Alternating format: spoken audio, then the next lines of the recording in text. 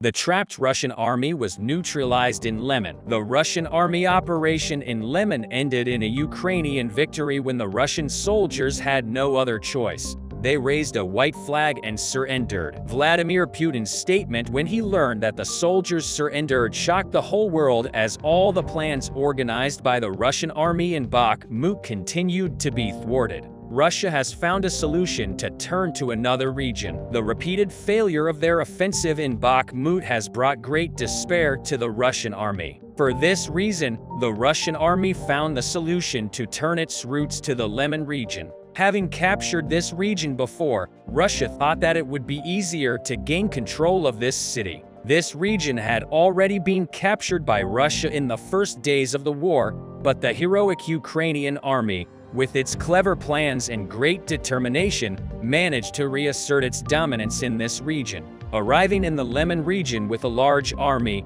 Ukraine left the Russian soldiers no choice but to give up. The Russian army was sending threatening missiles to this region, just like all the regions it had lost. But the Ukrainian army's high-level air defense systems were able to repel all incoming attacks. After all these threats, the Russian army, which mobilized for a real attack, left this conflict with defeat. Ukraine, which has made great efforts to hold the city of Lemon since the day it recaptured it, has maximized security in the region. Lima, one of the cities in the Donetsk region, was an important location for the entire region to be retaken. Russia, aware of the strategic importance of Lemon, decided to attack the region once again. It did not take long for the Ukrainian army to become aware of these plans of Russia with its advanced intelligence system. The Ukrainian army, which learned about the details of this operation, learned that the troops coming from Russia were quite crowded when Ukrainian soldiers realized that their own soldiers were insufficient in this region.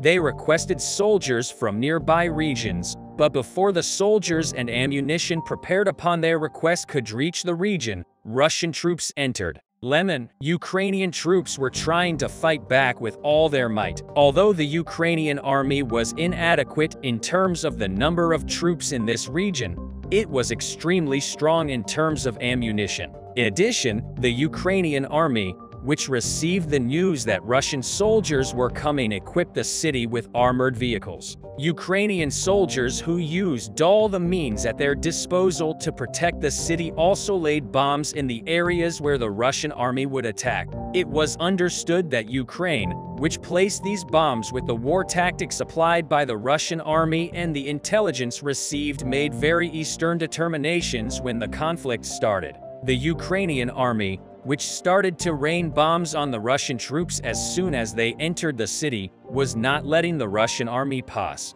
In this way, the Ukrainian army managed to stall and weaken the Russian troops, while Ukrainian soldiers in the city of Lemon were keeping the Russian army at bay. Teams from other cities had managed to reach the region. The Russian army was shocked by the arrival of these teams, unable to believe that Ukraine had called for reinforcements so quickly. The Russian army realized that it was cornered. The Russian soldiers were surrounded from behind by Ukrainian troops who left nowhere to run. In addition to the ongoing conflict in front of them, the approach of a great danger behind them drove the Russian soldiers into a great panic. Therefore, realizing that they had nowhere to run, the Russian soldiers had no choice but to surrender. Instead of engaging in a conflict in which they were sure they would die if they tried to fight, the Russian soldiers waved the white flag and agreed to surrender to the Ukrainian army. But this act was met with incredible anger by the Russian leader, Vladimir Putin.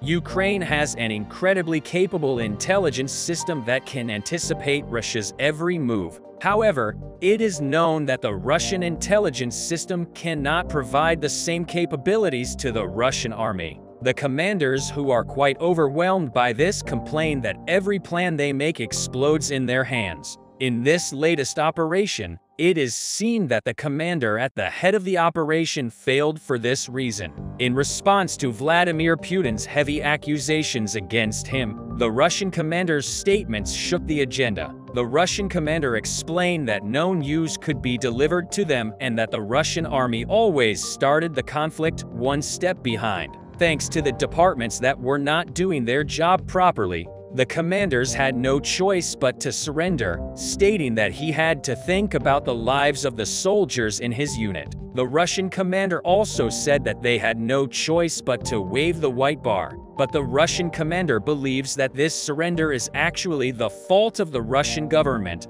which is incapable of providing for the needs of the army. The Russian government, which had failed to provide the army with the means to emerge victorious from the battles they had felt, had no right to blame the soldiers for the defeats they had suffered. But the Russian government is determined not to take this responsibility. The fact that the intelligence systems of the Russian army, which is known to be short of ammunition and soldiers, are also inadequate, has revealed the difficult situation the army is in. Since the beginning of the war, the statements of soldiers who surrendered or were captured attract attention. Although Vladimir Putin denies these statements at every opportunity, the reality of these statements began to emerge with the prolongation of the war. Especially the opposition parties in Russia are known to support these statements. Recently, an operation organized by Ukraine caused great losses in Russia. The failure of the Russian intelligence system to collect the necessary information for the army again had a terrible consequence for Russian soldiers.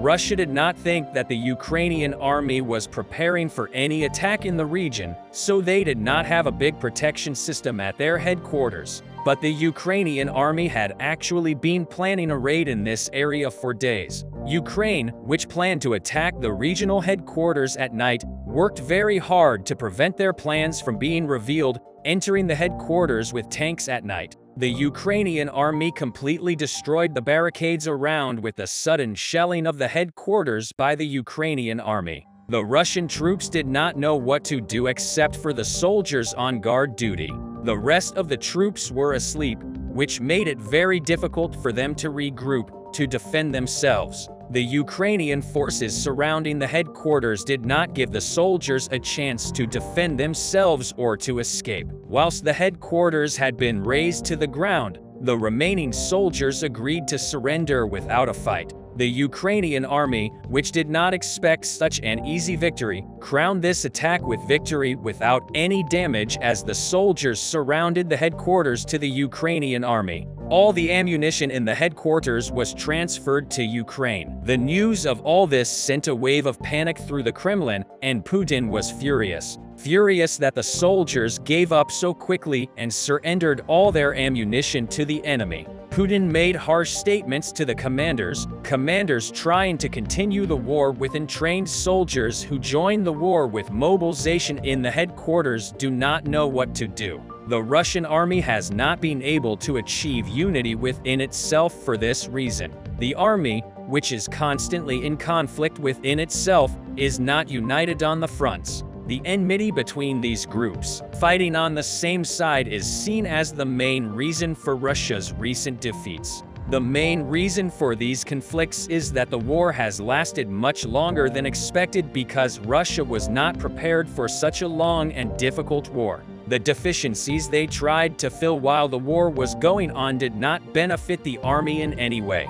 The war between Ukraine and Russia united the countries of the world under the same roof for a single purpose. This sacred purpose was to equip the Ukrainian army with Western military equipment from all directions and to support Kiev financially. In this respect, many European countries, the USA and international alliance members have seriously supported Ukraine in order to realize the sacred purpose. Among these countries, Turkey, which worries Russia the most, has come to the fore with its military support to Ukraine and its control over the Straits and the Black Sea. As a NATO member and Russia's only remaining link to the West, Turkey has used its unique strength to both arm Ukraine and host several peace tours. Turkish President Erdogan's good relations with both Ukrainian President Zelensky and Russian President Vladimir Putin put him in a unique position. Taking advantage of Turkey's geostrategic position, President Recep Tayyip Erdogan earned himself the role of mediator in Russia's invasion of Ukraine to reconcile both sides of the war and made critical moves to pacify Russia's aggressive policies of all NATO countries.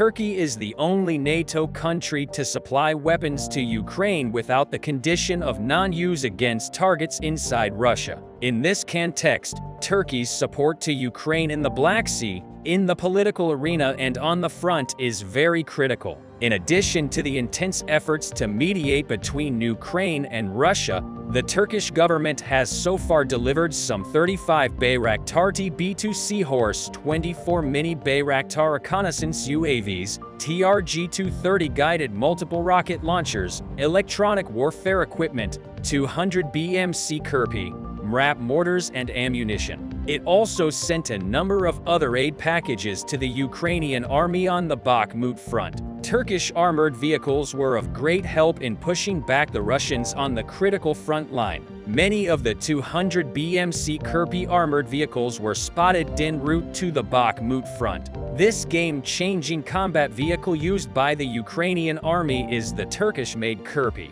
Especially the Ukrainians could not finish the Kirpi, which is currently used in the Bakhmut front lines, with high praise. Besides this incredible Turkish war vehicle, Turkey has now sent another very powerful armored vehicle to Ukraine. This striking delivery had a great impact in the world press. The Ukrainian Defense Forces announced that it has received and started using Turkish Cobra 2 wheeled armored vehicles. Images showing the movement of this armored vehicle were published on social media. There was no previous information that the Ministry of Defense of Ukraine ordered these Turkish armored vehicles. Currently, only Turkish Kirpi armored vehicles in service with the armed forces of Ukraine were previously reported. However, while the video showed the movement of 3 Cobra 2 armored vehicles on a dirt road, 2 of the vehicles had the Ukrainian flag on them. In fact, a large number of Turkish Cobra 2 armored vehicles were first seen in Romania in April. These Turkish-made Cobra 2 armored vehicles were transported by rail when viewed in the videos.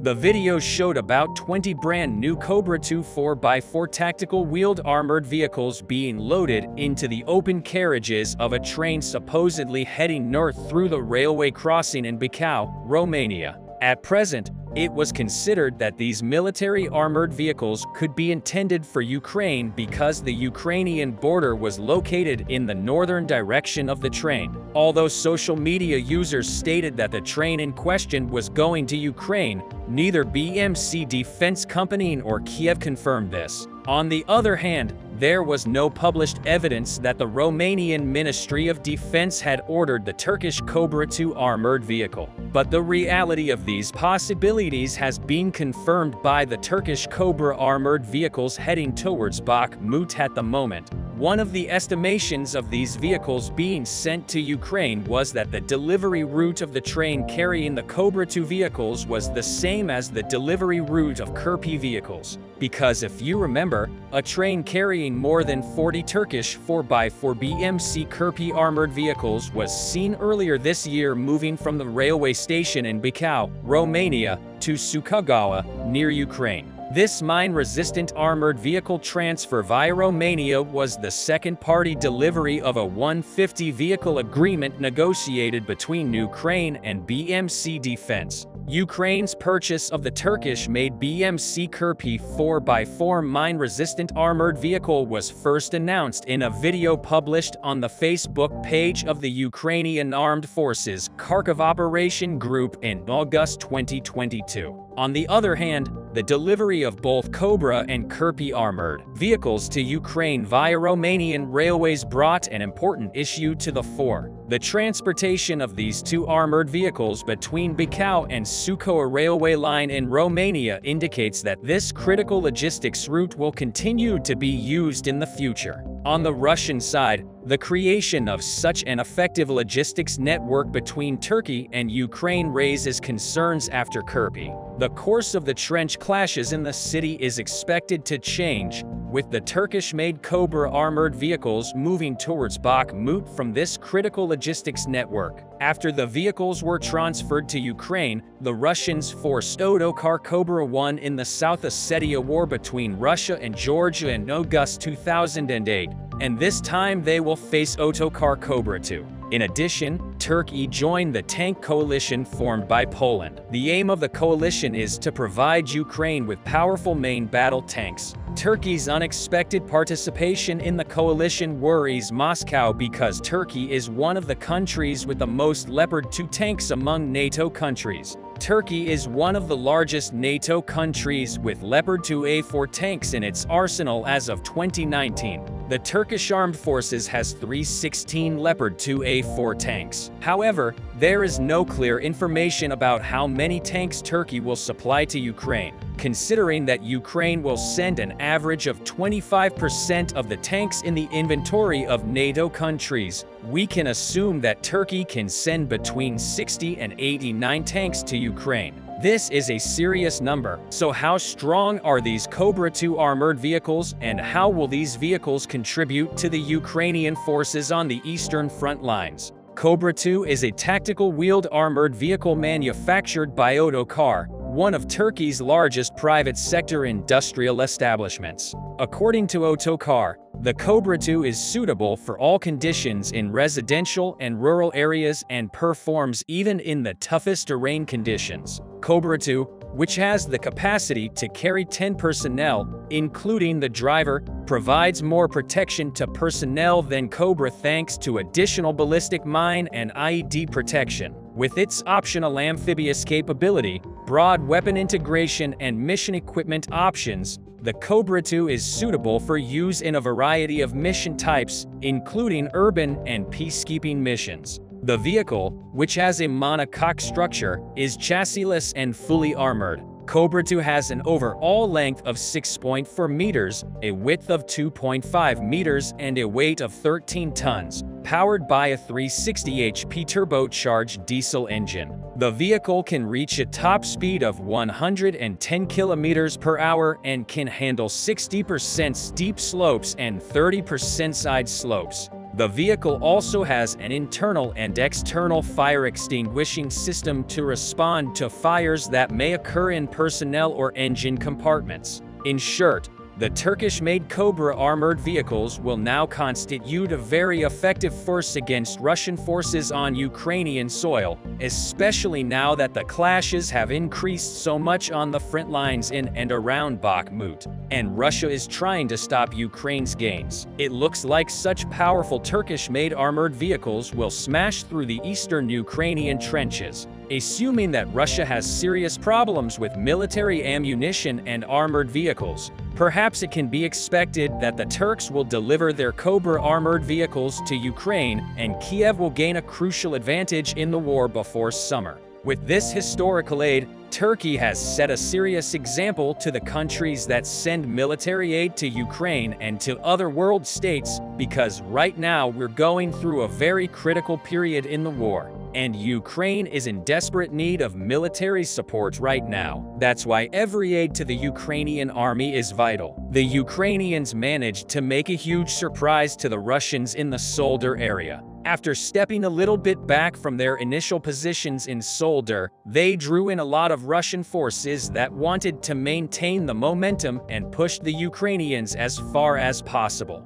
However, it turned out that the Ukrainians had a lot of underground passages, and so because the front line shifted westward, the Ukrainians were able to suddenly appear right behind Russian backs and cause a lot of trouble. Yesterday, I told you that the Ukrainian control over the eastern part of Soldier was compromised because the Russians established total control over Yakovlevka and started attacking them from the flank. I told you that the Ukrainians retreated from the local school in Bakhmut towards the warehouses and from the factory now in Soldier, around 3 streets back. Today it turned out that the retreat process was incomplete and that the Ukrainians decided to leave warehouses in Bakhmut as well, despite the fact that the Russians seemingly received an order to cease fire. The Russians tried to take advantage of that and pushed in the direction of Solidar. Interestingly, the Solidar area is mostly the responsibility of the Wagner forces,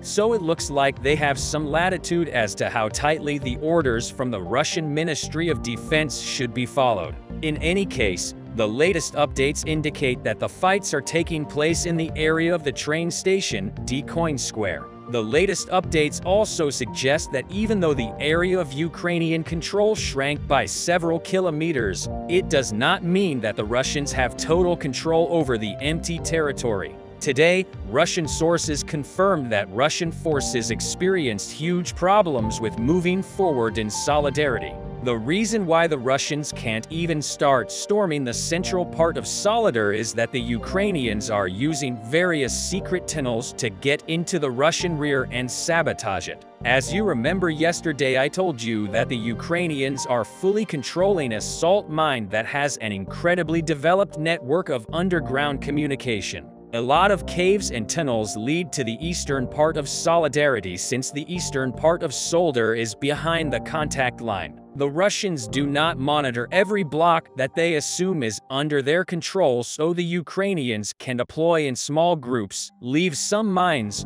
destroy small ammunition depots and some equipment, and sneak back. The Russians struggle to reveal the entrances to the tunnels, and therefore they cannot move in their equipment closer to the front to maintain their positions. They are permanently, so even though the Ukrainians stab back by several kilometers, most of the area that they left is going to remain in the gray zone, creating a valuable buffer in front of the main stronghold in the central part of the city. More news is coming from the southern region. Several days ago, the Ukrainians deployed a small group to the island Veliki Potyomkin and placed a Ukrainian flag. Later, the head of the southern group of forces elaborated that this was basically a signal to the Russians to leave this island as fast as possible. Today, the Russians made a response and started shelling the bridge that connects the Ukrainian-controlled land to the island. Some sources are saying that the Russians are likely using this island to shell Kherson. The Russians reportedly moved in their artillery systems, make a full salvo and quickly pull back in order to ensure the safety of the city. The Ukrainians are trained to at least put this island in the gray zone, and while nothing suggests that the Ukrainians are conducting active on-the-ground operations today,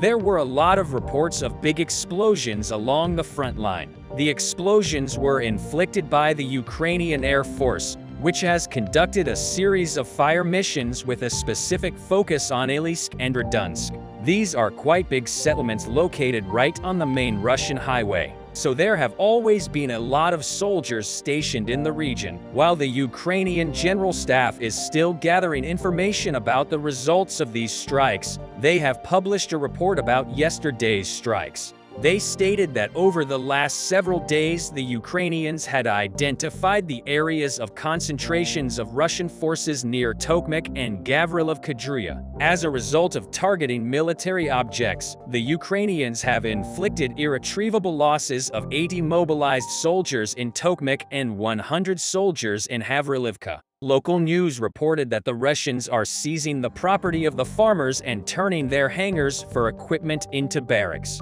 The Russians suspect that a lot of locals are helping the Ukrainians and linking the targets, and given their attitude towards the locals, it is hardly surprising.